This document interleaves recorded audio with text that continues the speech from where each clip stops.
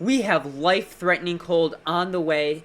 Let's get right into this very dangerous event. So, right into it. This is a model I don't show very often. It is the ECMWF, which stands for European Center for Medium Range Weather Forecasts.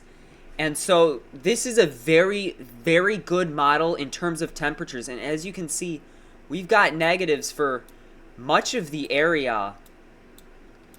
And in terms of the wind chill, because that's what drives everything. At O'Hare, it's going to be about 16 degrees with 12.7 mile per hour winds. That is going to become a wind chill of negative 38 degrees Fahrenheit. The further north you go, it's going to be higher. I did not calculate any higher than that 38 below, but with this one, the 23 below, that's probably somewhere around 42. If I had to guess, that's like 42 below, maybe colder, probably colder. So that one's what's really driving that cold risk. Then this is the GFS. I show it often. This one at O'Hare does show negative 11, 12.7, which brings you to about a 31 below zero temperature.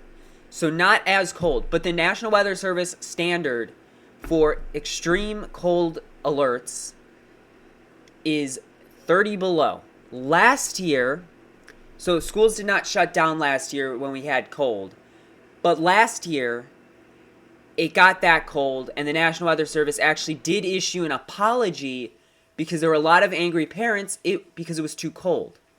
So this year maybe they'll play it safe and issue the alert because it does look like much of the area, I would say from around here and anywhere further, is going to see those extreme cold alerts. And then the GDPS model, I don't really like this one. It will always under-project the temperatures.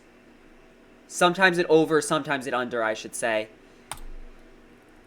And same with RDPS. I cannot look at NAMNest or any earlier because it's just because of that, the timing that I am currently recording, it's just not available. And now, this is the risk of hazardous temperatures.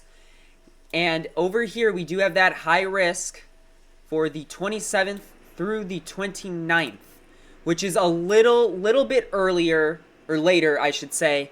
But I'm going to show you now the one for next time, or for the upcoming event, which the problem with this is it's like a high risk for severe weather. I've never talked about a high risk on this channel because we've never had one. They do not issue high risks lightly. There has to be high confidence in that it will be dangerously cold, or in terms of severe weather, that there will be dangerous severe weather for them to issue this that is going to have an impact. That's just how they work. And unfortunately for us, they do not issue whether or not it will be a high risk, but I can assume that there will be a high risk based off of the fact that the high risk is issued for slightly less colder days next week, which I will show you in my next video on Saturday. They do still say hazardous cold, so we can assume that there is still a high risk that hazardous cold. So will schools and places shut down? Hopefully. It's life-threatening cold, but who knows if they will.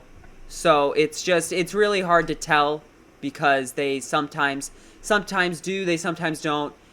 The hazardous cold is during a time that they greatly do consider. I looked up how they make those considerations, and it is around the time, drop-off time and stuff, where there is that chance. Also, there is a chance of snow, so then stuff could freeze very quickly. So there's a lot of that to take into consideration. So please consider sharing this video, get the word out. Thank you so much for watching, and please consider subscribing.